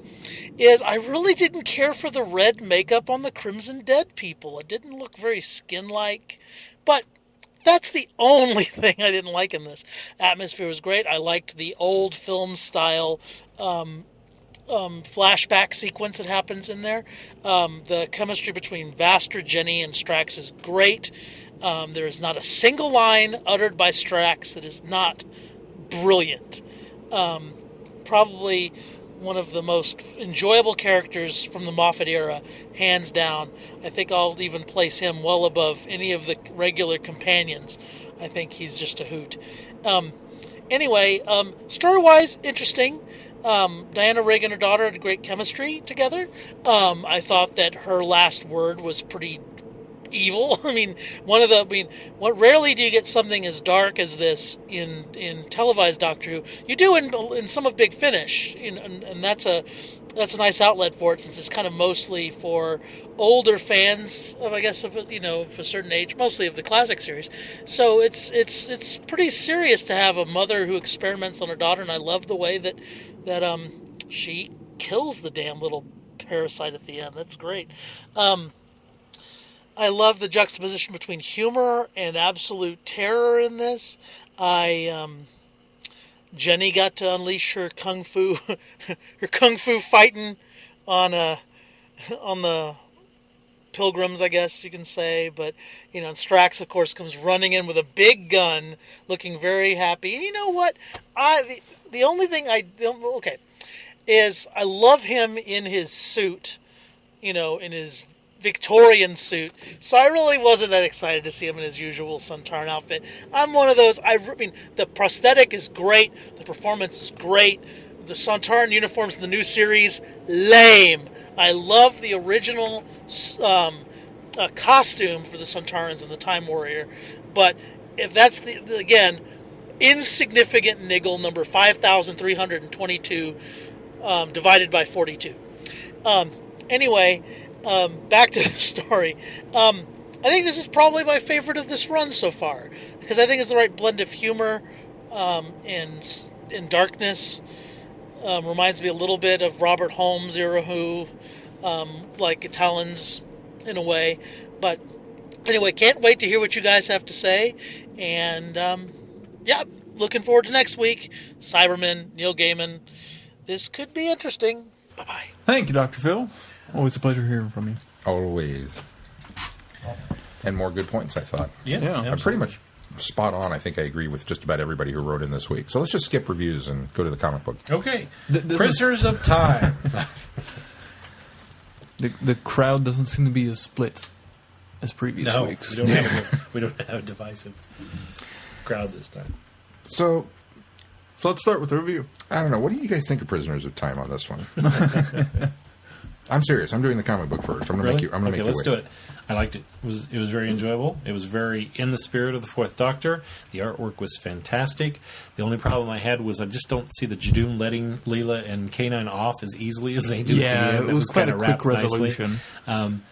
Because they point out that she's breaking the law, that her and K9 are breaking the law, and then knowing the Jadoon as we do, they don't let anything go really. No. So that was a bit odd, but overall I thought it was good. It's a real simple story. There's not a lot going on. It's really the mystery of where this, Jim has gone, and they already suspect. And I do like the fact that it's the curator that. I mean, it's a trope, but I do like the fact that the curator is aware of it the whole time, and that the crystal would reawaken this species that has been suppressed because of the fact that they took the crystal that unknowingly to most.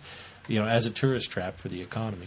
I wanted them to mention something to the effect that their economy wasn't going to collapse because they no longer had a tourist attraction. I wanted them to say something that that they could utilize the crystalline as sort of an attraction, so to speak, or at least discovery of a species, a symbiotic species on the planet, and that would help continue whatever tourism or whatever money they made from tourism. So I would have liked to have seen maybe a little mention of that. But and unfortunately that they made it sound like because this crystal is gone, their entire economy is going to collapse, when obviously there's also other things that because of the crystal, they were allowed to build up, and now they're known for also these massive banquets and everything. Where just the crystal alone wouldn't make their economy collapse completely. Well, but I got It the would impression. suffer it, Well, but- I got the impression though that the crystal's the driving force for people to come, and the banquets are kind of, even though they're known for the banquets. If the crystal's not there, you could go to another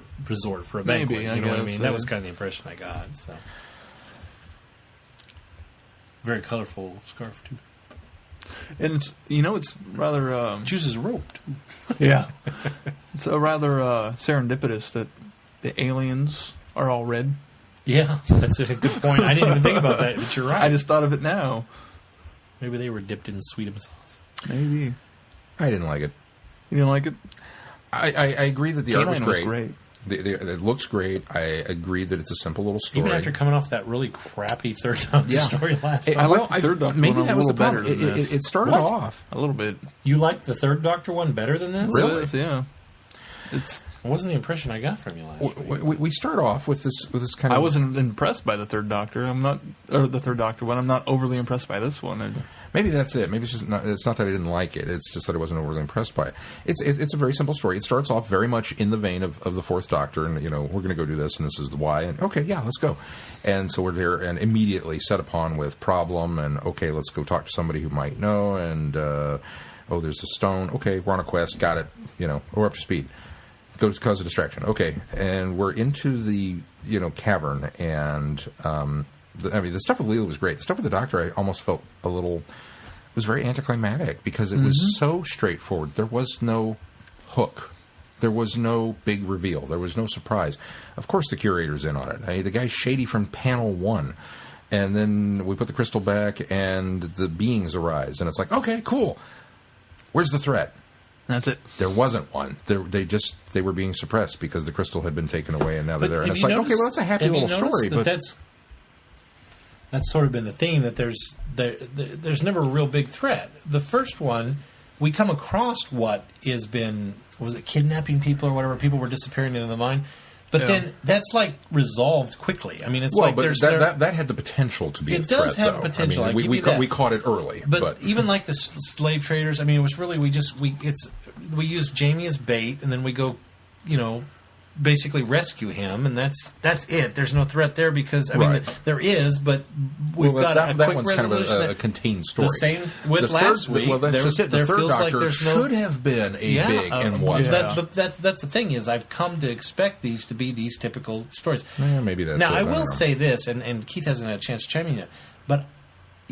Probably what my favoritism for this one comes from is I read just recently the Fourth Doctor comic stories that I don't remember what they originally printed in the UK, but in the US they were being printed as the Marvel version of the Fourth Doctor stories. Oh, the Dave Gibbons stuff? Yeah, some of it's Dave Gibbons, not all of it is. But there's, I think he did the majority of a good chunk of those in there are Dave Gibbons. And this is very similar to every one of those stories of that era. And so I really got used to that, and I really enjoyed that style of writing. And so this kind of harkened back to that. And I wonder if that was. I wondered if that was. I bet that was intentional. Yeah, intentional choice. And in fact, this history is dropped into this one. I don't know if you guys read this. Just it's kind of a comics history done in panels here. But I think this was done in this one deliberately because these that they talk about here are the style that this one is in. So. If I were to put my finger on it, that's probably why I enjoyed it. I hadn't read that yet. I've been enjoying the little aside information that IDW's been including in these at the end. I think those are kind of cool little stories. What did you think, Keith? You didn't like it as much as 3. That's sad. Because 3 was just an absolute dog. I don't know if I would say 3 was an absolute dog. None of them have been wow. None of them have been absolute dogs. Well, no, the second one was wow. The second one was wow. I think it was more of a geek factor wow, or fanboy factor wow. Yeah, there was that. But the story itself was pretty straightforward. I mean, I don't know. It is. It's a straightforward story. But I guess maybe I went into it, especially fourth one in, not expecting so much. And so that's why it was an enjoyable romp, because it kind of went where I thought it was going to go. I mean, don't get me wrong. I was pleased from the standpoint that any Who is good Who, and it's a comic book, and I enjoy reading comic books. So now I've got Doctor Who comic books, and it's classic Doctors, and not all and new villains, new Who. Okay, yeah, and the I thought it was cool that the Judoon showed up. I was kind of worried about that initially, that was going to be are we really going to go with the but that turned out fine. They were not the villains of the piece per se. Well, there wasn't a villain. Yeah. And then we have Mysterious the curator Stranger. Ultimately is the antagonist, but he's not a threat either. Yeah, it's just, I don't know. I can't put my finger on what falls flat for me. I did, like Sean said, I did like the stuff with Leela and K9 causing a distraction. That was very nice. And see, to me, that was just kind of an aside. In fact, I wanted to see more of what they were doing. I did too. That was the. I mean, maybe that's why. That's where it fell down. The rest of it. That's where it fell down, is the fact that there wasn't enough of what the antics that they were causing, and then to wrap it up so neatly with. It didn't really matter with what they were doing, even though they were breaking the law. The Judoon didn't care. They got invited to the feast, and that was good enough for them. So, yeah, I think maybe the Judoon looked at it that they broke the law in the purposes of solving the problem, and so that it was justified. I love the fact that K9's driving that tank. Yeah, K9 is really awesome in that story. What? No, I was laughing at his gushing over K9. I totally read him in that voice, and they definitely got the K9 Leela interaction down right. Yeah, I think the whole thing is done in the spirit of that era. I think that they got the Fourth Doctor right. I think they got Leela right. They got K9 right. I don't know. Normally, I like these stories where there's the adversary isn't the adversary after all, but something about this one just falls flat for me. I don't know why. I think we're going to be at odds all this whole night. I would have just liked a little more. I don't know. Now, the bad guy at the end. Any new theories?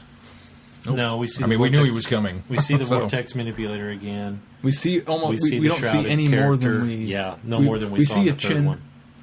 A mouth. That's about it. That's all. We saw that in the last one. Though. Did we? Yeah, we saw the shrouded character. And we still see this very, very much almost kind of looks like a Cyberman chest plate again. Mm-hmm. Yeah. Yeah, it didn't reveal any more. However, he has the line, "Relax, we're all friends here," right? Hmm. I have a horrible theory. Okay. I'd like to hear it. Are you sure? That it's the Doctor? No, it's not the Doctor. Right. Okay, spoilers. You can't spoil something that you're theorizing. Potential spoilers. If you don't want to know, tune out for a few seconds. So this character is kidnapping who? Companions. Yes. All right? We've theorized that this kind of sort of looks like maybe it's a Cyberman thing, right? Hey, it's Adric. It's Adric come back from the dead. He got cyber converted and he's come back. They're trying to make Adric cool. That's my theory. Nah, I don't think so. But will be interesting. Well, and now because that way they could show this and not. You know what? You wouldn't be able to justify his face. Here is what lends even more credence to that. Is our next book is the Fifth Doctor. And the little next time says the Fifth Doctor plus, who is that guy? Like they're going to give us the information there in the Fifth Doctor. You're going to have to, because that's who Adric was essentially, most identified with, would be the Fifth Doctor. Yep. Even though he spent some time with the Fourth Doctor as well. So that does lead some more credence to your theory. All right, well, we're all friends here, right? We shall see. All right, well, let's move on to the Crimson Horror. I don't have a synopsis. No, we haven't been doing synopses. I wasn't waiting on your synopsis. Oh, okay. I just started the comic book. I thought maybe one of you guys would want to start the review of the Crimson Horror. Dun, dun, dun! I'd agree with that. I liked it. I went, meh. Really? Yeah. It wasn't a bad story. Okay, start. Yeah, I'm going to. It wasn't a bad story.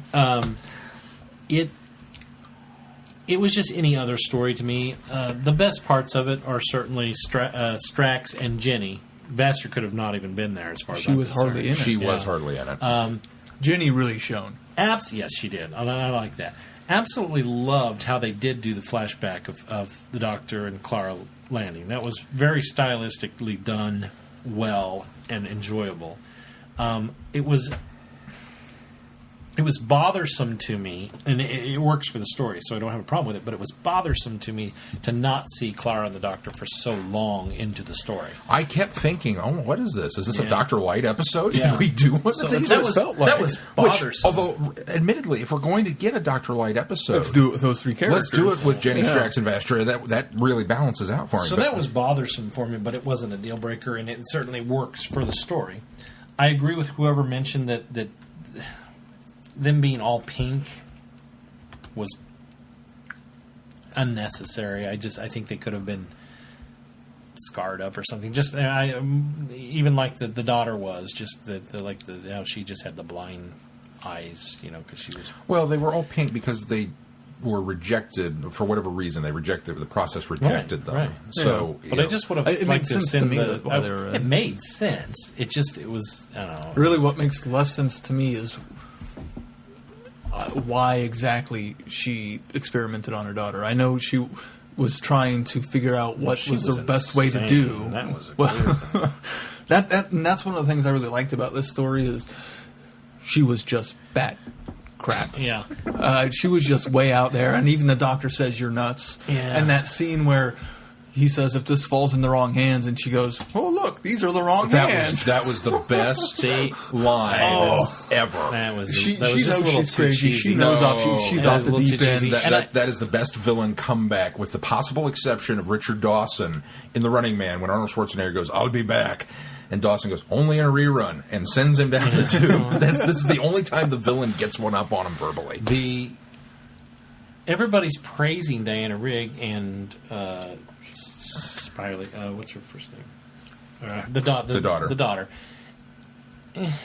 They were. It was fine acting, but it wasn't anything superb. It wasn't anything over the top great that stood out about it. It didn't have to be Diana Rigg. Anybody else could have done the part, I felt. She pulled it off really well, though. It was fine. She did a fine job. It was just, to me, it was just a run-of-the-mill episode. There was nothing to it. I did like the name drop about Tegan, or it wasn't even a name drop, but I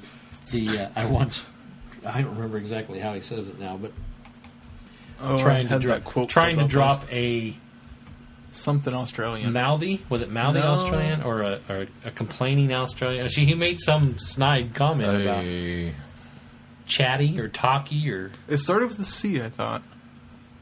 I'm trying to get this website pulled up. Gabby Australian, I thought. Gabby? Maybe. Gabby. Gabby. It was No. Gabby. Was it Gabby? No, I don't think it was Gabby. I once tried to draw a Gabby Australian off. It was at a little Heathrow more. It was a Albert- little more derogatory than Gabby, Heath- but not quite. Heathrow Airport in the wrong Why? time. I don't know. And then to follow it up with Braveheart Clara. That was great. I loved that. It was a fantastic moment. I don't know. Clara feels like she doesn't need to be there. That I'll agree with.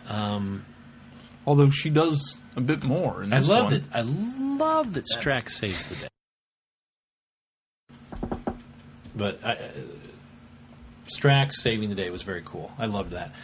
And the absolute shining moment was the kid at the side of the road when Strax is getting ready to See, I thought that was the bit that was too cheesy for me. It was It was summarily funny. execute the horse because he'd gotten him lost again. What, fourth And one the- this week? the- I'm not even hungry. The kid starts giving the directions, and when he does, I thought, well, this kid sounds like a GPS unit. And then when he climbs up on board with him, and he asks him his name, I went, oh, it's got to be Tom. It's got to be Tom. I didn't even It's got to be go Tom. there Tom. with that joke. And he says, Thomas, sir.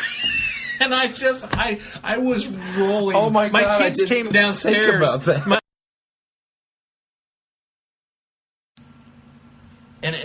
They come downstairs. Dad, what are you doing? What's going on down here? It was just a funny moment. I couldn't even explain to them because they have no idea what a tom-tom is. And I mean, tom-tom, the perfect one to use because while tom-tom isn't as popular over here, I think it's Garmin that Garmin. Garmin that everybody Yeah, it's uses pretty here. big here. But tom-tom is huge in the UK. That's just the GPS unit that everybody uses. So when he said Thomas, I was like, oh, they went there. That is so perfect.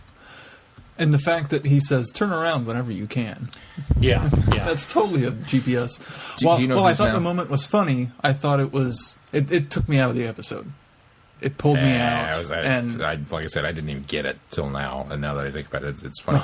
Do you know who's doing voices for TomTom now that you can get on your TomTom? Brian Blessed. Oh, is that right? Oh. Yeah, awesome. Tell me how awesome that would be. That is very awesome.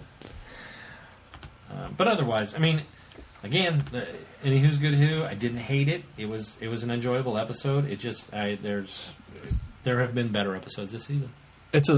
For me, it was a solid episode. I didn't have much to complain about, but there wasn't a lot that stood out to me that I loved. It's one of the episodes that was just kind of there.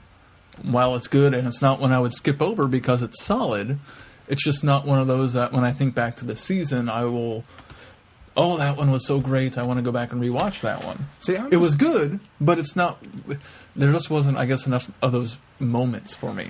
I think maybe I enjoyed it more than I thought I was going to because it didn't go... There was a lot more to it than I thought there was going to be. Yeah, it didn't go anywhere near where I thought it was going to be. I mean, you look at the we've got, Sweetville. The whole story, you look at the poster, and we've got the Sweetville, and we've got this red goo, and we've got this... I really honestly thought they were doing some sort of demented candy factory kind of episode.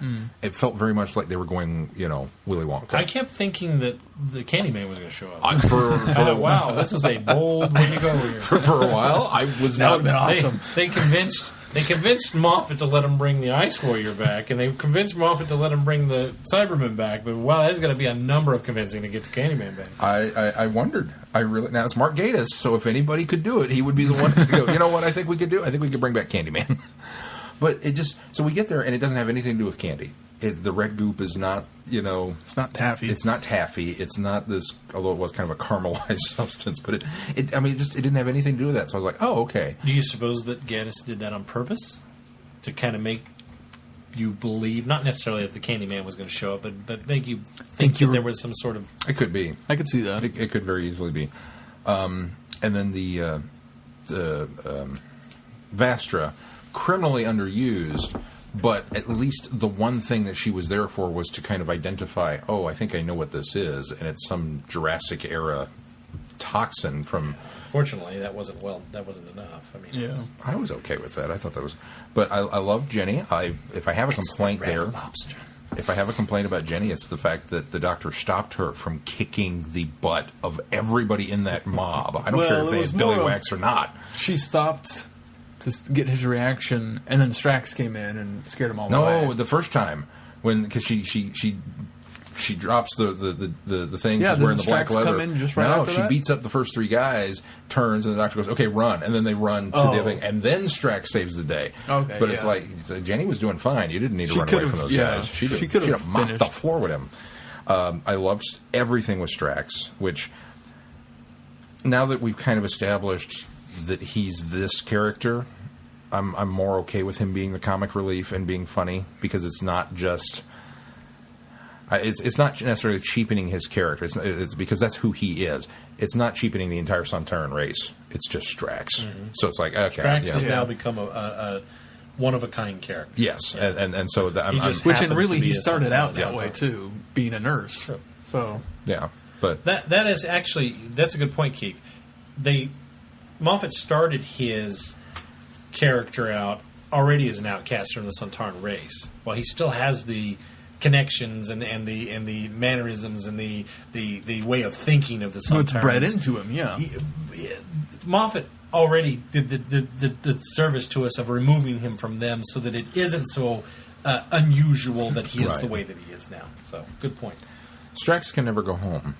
I think he definitely kind couldn't. Of the problem. Yeah. He would be discarded. They would just look at him and go, eh. But everything that he did, the bit with the horse, probably be killed as he tried to go. And I didn't even get. The horse thing is the funniest bit in the story, and I didn't even get the TomTom joke. You were too busy laughing at the horse eating the horse. Because I thought for a minute, Thomas. Who names their kid Thomas?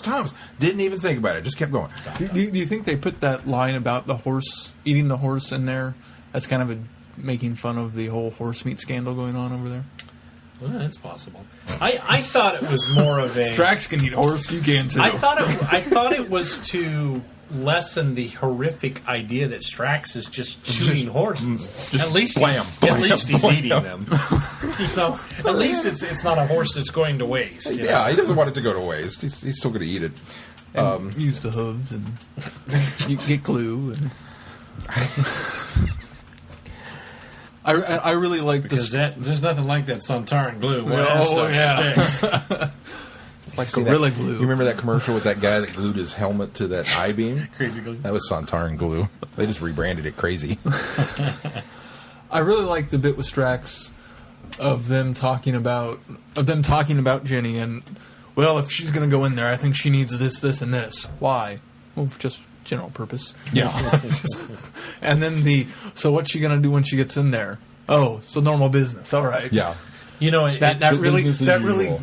builds out the idea that they're spending a lot of time and doing mysteries together, all three of them. Yeah. Agreed. And it also shows Vastra's trust for Jenny because she didn't seem concerned at all that they hadn't heard from Jenny, where Strax does. I was concerned that we hadn't seen the doctor show up yet, other than the image in the guy's eye, which that was a wonderful twist on how to do that. Yeah. But so we send Jenny into the factory, and she's exploring the mystery, and there's no factory. It's just a bunch of gramophones playing loud noise. And it's like, okay, that's disconcerting. And then we were getting away. And just as this thing went on, and it got creepier and creepier and creepier, and there was still no doctor, and still no doctor. And so, I mean, my apprehension over the fact that I'm watching Doctor Who and there's no doctor in it is beginning to be matched by my apprehension for what is Jenny going to run into. And then sort of thought the there's same that thing. monster that the blind Yeah. girl is feeding. What is that? The monster in the closet. I thought it was refreshing that they kept him upstairs instead of down. That was Yeah. just a little. It makes more I don't know sense. why, but it's just like, oh, he's not in the dungeon. Cool. He was in the tower. He was in the tower. This is what floors. Well, you put damsels in the tower. You don't put the monsters in the tower. Tower of He London essen- was a prison. For He essentially was her damsel. They though. kept them in the basement.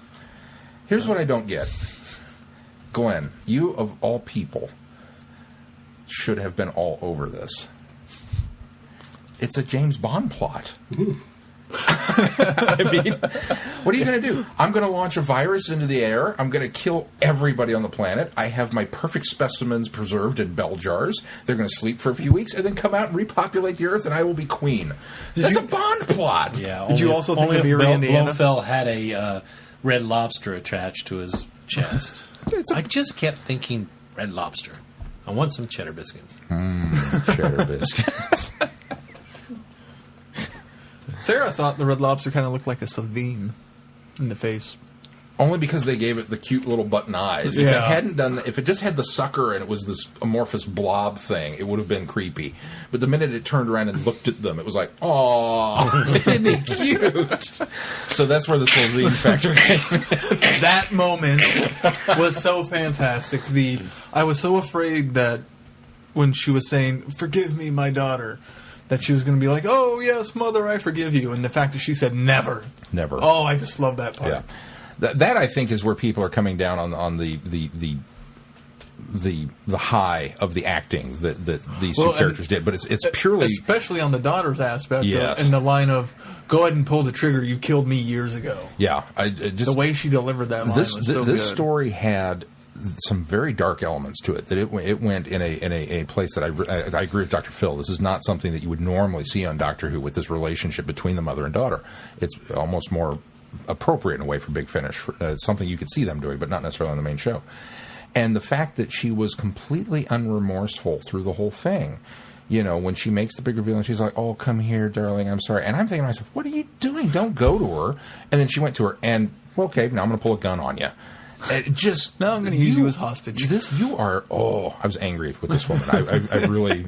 She got my ire up, and you know, but yeah, As she should. when she got to the end, and there was that brief moment, and the music swells, and "Forgive me," and you could almost play it off as maybe the parasite had some sort of mind control thing going on as well. Okay, No, she was just maybe BS crazy. Yeah, and then the really. daughter says, "Not a chance." It's like, okay, yeah, good for you. And then she kills the lobster. I'm like, yeah, good for you. Because they asked the doctor, "Well, what are you going to do with it?" And he's like, "Well, I guess I'll take it back." And I was like, "Just step on it. You shouldn't let this thing continue. It is a bug. It's a bug." Ants boot go. This is Sorry, Avengers today. Avengers, right. This is the other thing that I was really pleased with is when the doctor finds the daughter and she's been weeping over his escape, and she's talking about maybe it's my own fault, maybe because my sins of this and everything, and he tells her that's utter nonsense, and it just truer words were never spoken. That look, you know this is false, you know that this is not your fault, and don't even believe any of that garbage. I really liked the aspects of how they put this together. So, I don't know. I for one thought it was a good episode. There were elements, yes, that could have been a little more clearly defined. You know, why bell jars, why the kind of steampunk very feel Victorian. to it. But yeah, it's just cool. They haven't invented Tupperware yet.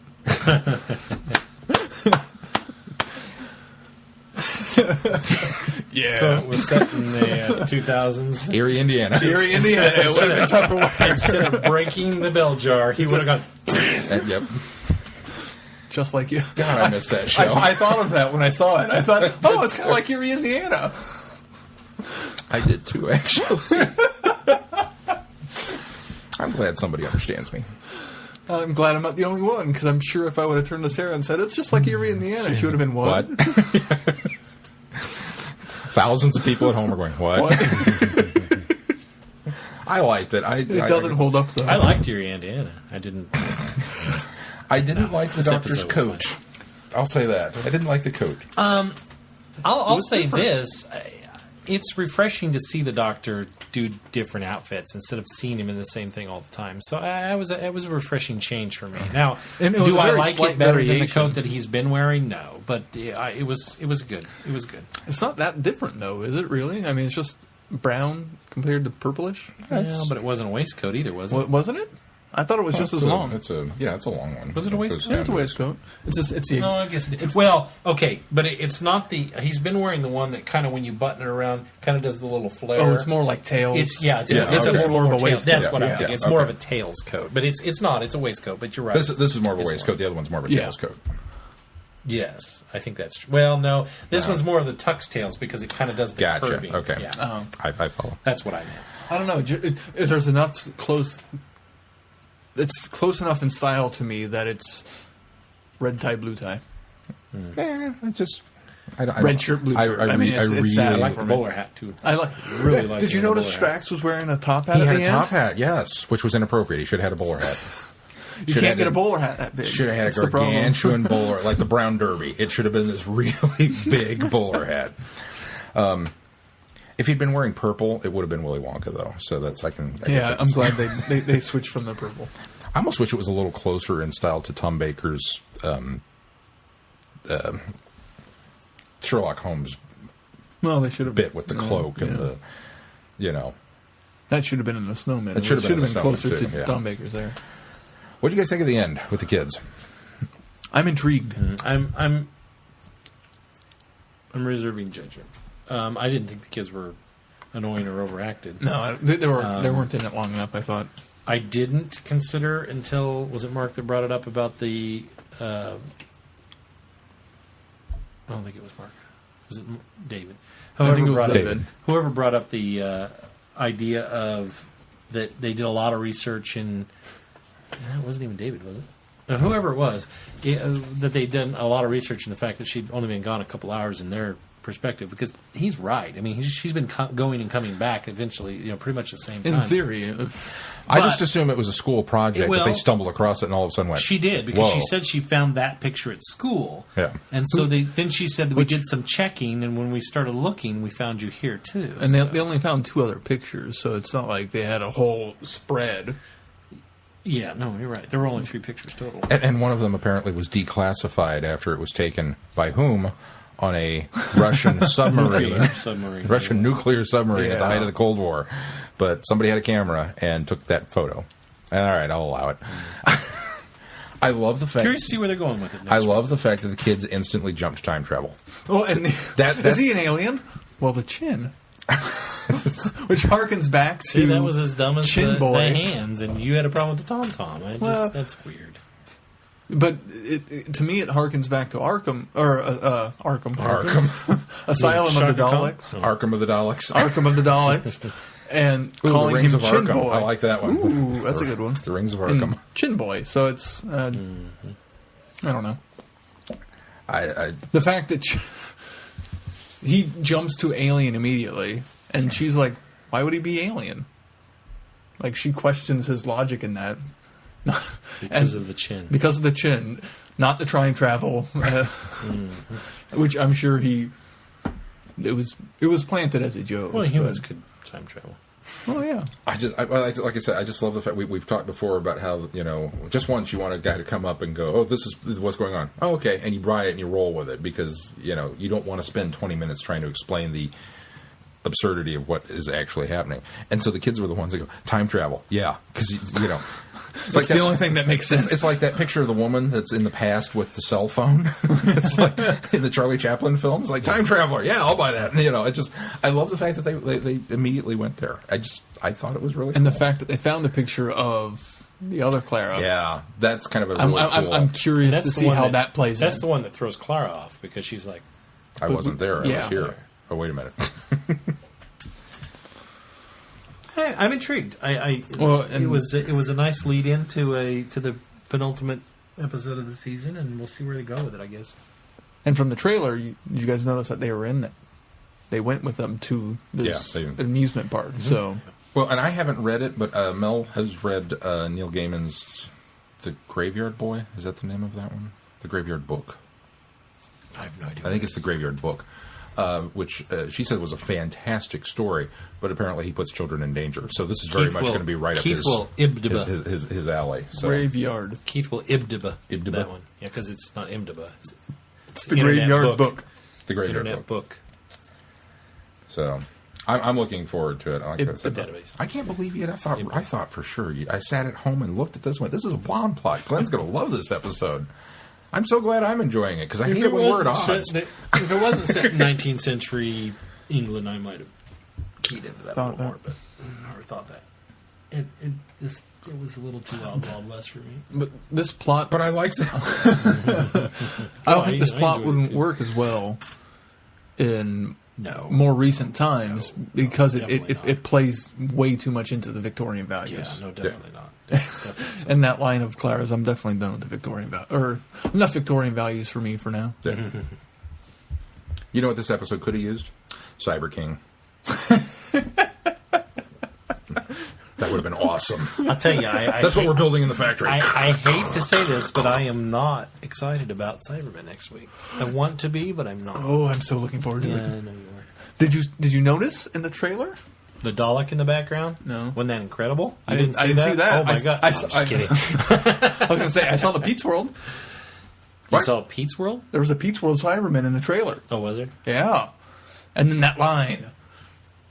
I just blanked on what it was. About... that line! That line. That line! The I one just blanked of, on it. It ends it with the doctor, with them saying, thank you, doctor, for being the return of the Cybermen. Right. I'm excited. I hope it's good. All right, Sean, what do we got next on the schedule? Well, speaking of Cybermen, next week, Friday Night Who, the 10th of May, Revenge of the Cybermen. Dun, dun, dun. Just on the title.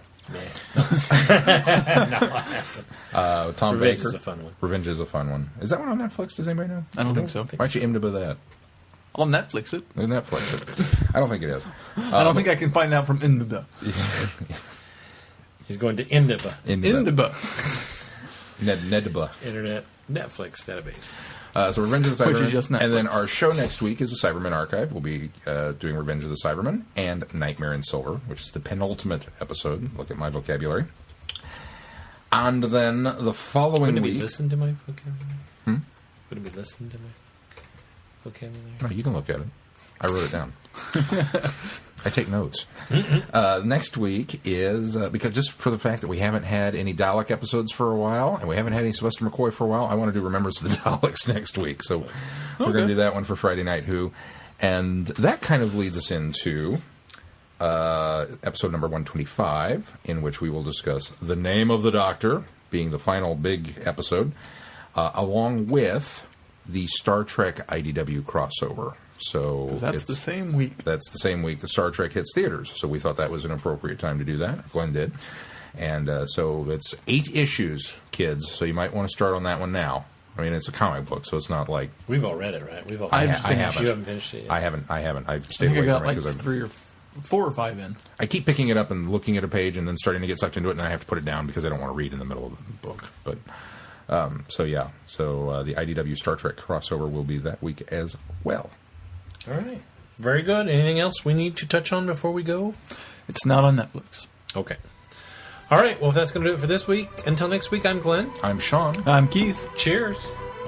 Good night, everybody. Be seeing you. Forgot my line. What do I say? What do I say here?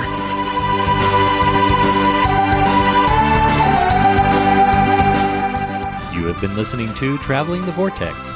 Doctor Who and all of its associated programs are owned and trademarked by the BBC. No infringement is intended or implied.